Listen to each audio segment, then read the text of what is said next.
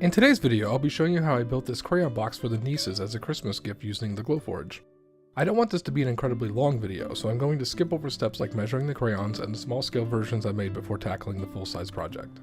We need to hold 152 crayons in this box, so according to my calculations, the inside of the box needs to be about 12 inches wide by 4 inches deep and 4 inches tall. I'll be using the same design technique for the box that I covered in my Glowforge making boxes video, which is entering the interior dimensions into makercase.com and then editing the result in Illustrator.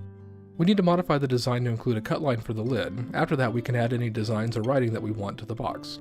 Now, in addition to the 6 sides of the box, we also need a couple of inserts to hold the crayons upright, and some random additional pieces to act as supports and spacers inside of the box. Once all the designs have been done in the software, it's time to send it all to Glowforge for cutting. I'll be using mostly the proof-grade thick walnut material for everything that will be seen, and then the regular draft board material for the inside pieces. First, I tape the box together and mark where the screw holes for the hinge need to be drilled. Then I start gluing the pieces together. A side note, one of the advantages to the Glowforge proof-grade materials are that they are fully finished and ready to go once you pull them from the machine. Unfortunately, the finish makes gluing pieces together tedious if not impossible. So I had to sand off the finish to get back down to bare wood in order to glue the pieces together. If I were to do this project again or something similar, I'd use different materials. For gluing, I used a combination of wood glue and super glue. It was probably overkill, but I was concerned about the stability of the box.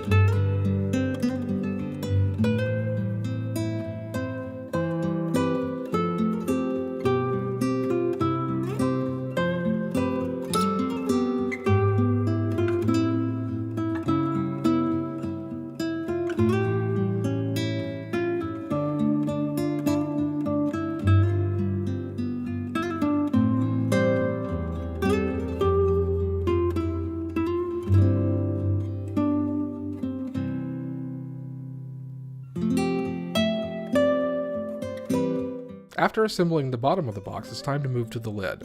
In order to provide additional stiffness, I am going to drill holes and add small nails to secure the corners of the lid in addition to the glue.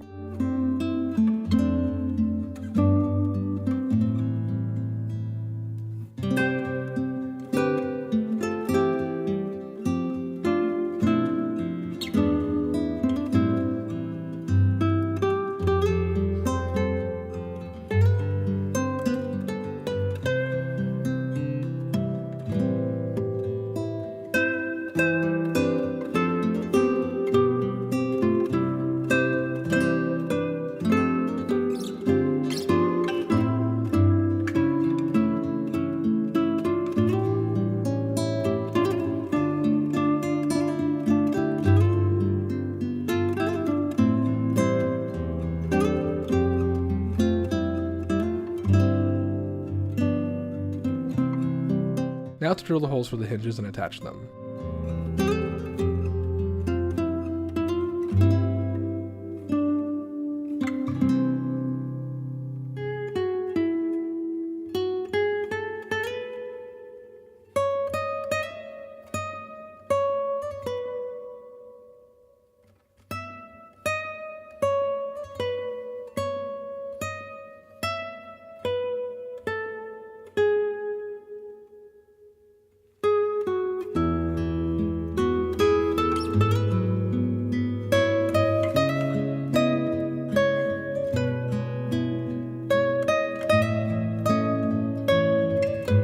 Here we are, one custom crayon box. I'm really pleased how well this turned out, and it was a huge hit at Christmas, as were the wooden Christmas ornaments we handed out from my previous video. Well, that's it for this video. If you liked it, please give it a thumbs up and share it with others. If you've not already subscribed, please do, and I will see you next time.